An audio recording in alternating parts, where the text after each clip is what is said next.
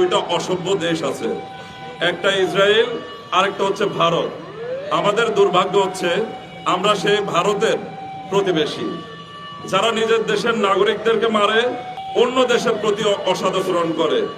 আপনারা দেখেন এই বর্বর জাতি ভারতের সাথে সীমান্তের বা প্রতিবেশী কোন রাষ্ট্রের সাথে সখ্যতা আছে কিনা? একটা রাষ্ট্রের সাথে সখ্যতা নাই। কিন্তু আমাদের আরেকটা দুর্ভাগ্য হচ্ছে এরকম একটা বর্বর দেশকে আমাদের সরকার প্রধান বা সরকারে যারা থাকেন সব সময় একটা নতজানু নীতি তারা গ্রহণ করে থাকে। পশ্চিমবঙ্গে মানুষ মারছে, সংখ্যালঘু মারছে, মুসলিম মারছে, সবচেয়ে বড় কথা হচ্ছে মানুষকে হত্যা করা হচ্ছে। আমাদের স্বরাষ্ট্রমন্ত্রী ডিফেন্স নিচ্ছে, যেটা সেই দেশের সরকারও নেননি। আমাদের স্বরাষ্ট্রমন্ত্রী বলছেন এগুলো পুরনো ক্লিপ, নতুন কোন ক্লিপ আপনার চোখে পড়ে না? কেন ভারতের বিষয়ে আপনাকে ডিফেন্স নিতে হবে? কেন আপনি বলেন যে এগুলো পুরনো ক্লিপ? একটা প্রতিবাদ তো করেনি না, বাদ দিলাম ভারতের মুসলমানদের পক্ষে কথা বলার আপনার সাহস নেই।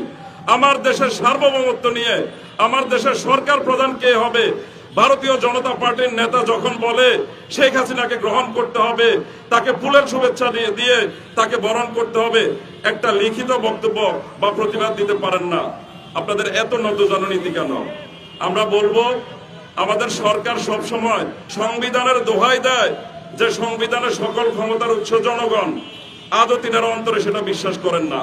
তিনারা বিশ্বাস করেন সকল ক্ষমতার উৎস হচ্ছে ভারত, যেই কারণে ভারতের বিরুদ্ধে তারা একটু প্রতিবাদ করার সৎসাহস পায় না। আপনারা দেখেন সীমান্তে হত্যার একটা নতুন ডিজিটাল একটা রূপ হচ্ছে কি, যেটা পুরো পৃথিবীতে নাই। সীমান্তে তারা কুমির, বিভিন্ন বিষাক্ত সাপ এগুলো দিয়ে সীমান্তবর্তী অঞ্চলকে কতটা অনিরাপদ করে দিচ্ছে।